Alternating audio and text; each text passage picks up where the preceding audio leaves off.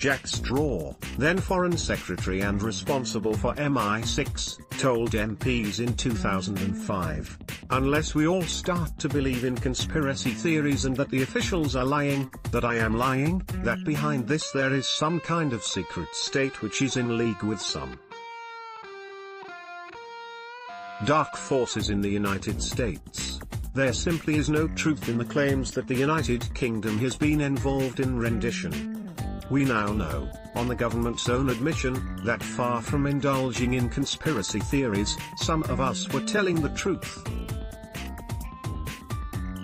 Thanks to NATO airstrikes, and perhaps British bombs, clear evidence emerged that MI6 was directly complicit, indeed had helped to set up the rendition of Abdel Hakim Belhaj, a leading opponent of the Libyan dictator Muammar Gaddafi, and Belhaj's pregnant wife, Fatima Boudka. The bombs destroyed the Tripoli office of Gaddafi's foreign intelligence chief, Moussa Qusar. His files were scattered. They included a letter from Mark Allen, MI6's counter-terrorism chief, dated March 2004, a year before Straw was assuring MPs, congratulating Qusar on the safe arrival of Belhaj.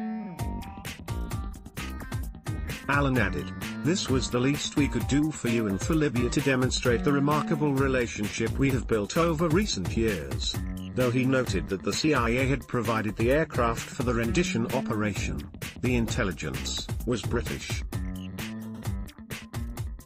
When the evidence emerged of British involvement in the operation, Straw explained, "No foreign secretary can know all the details of what its intelligence agencies are doing at any one time." He said today, "In every case where my approval was sought I assumed, and was entitled to assume, that the actions for which my approval was sought were lawful." Shortly before the rendition, in which Belhaj was shackled and his wife bound from head to toe throughout a 17-hour flight from Bangkok to Tripoli, Richard D. Love, the head of MI6, led a high-powered delegation of intelligence officers to discuss close cooperation with Gaddafi and his security chiefs.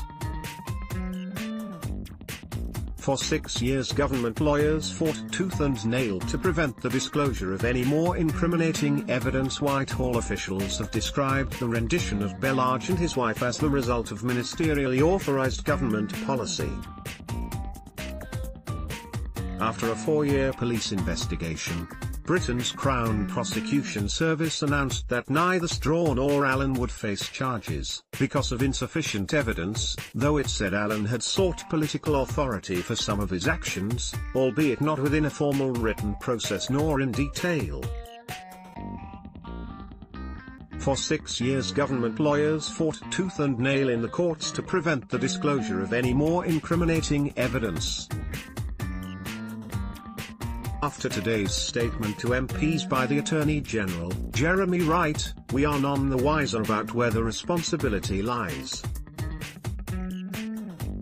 In what he called an out-of-court full and final settlement, Wright emphasized that there was no admission of liability.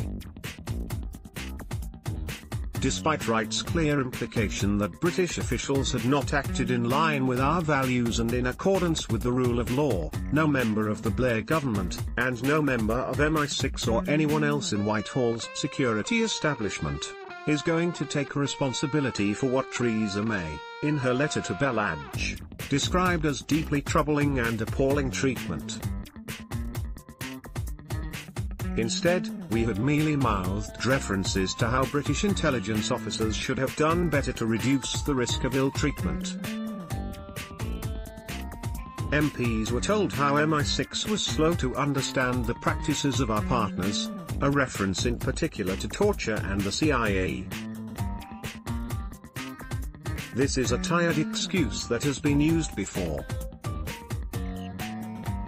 And it is scarcely credible, given that MI5 and MI6 chiefs were made aware soon after the 9/11 attacks on the US in September 2001 how the CIA was going to treat terror suspects. but to make sure that ministers, then and now, will be protected from any blame. Wright told MPs that cultural and behavioural changes as well as system changes were needed in Britain's intelligence agencies. It is not the first time we have heard that. Ministers have said the very same for decades whenever MI5 or MI6 has been caught in a scandal. When he was Prime Minister, David Cameron set up a judge-led inquiry under Peter Gibson into evidence that MI5 and MI6 were colluding in the rendition of British citizens and residents to the US military jail at Guantanamo Bay. They received millions of pounds in compensation in out-of-court settlements designed to prevent incriminating evidence from being disclosed. The Gibson inquiry was halted when evidence of the Belhaj case emerged. Cameron decided to hand it all over to the Prime Minister's Intelligence and Security Committee of MPs and peers.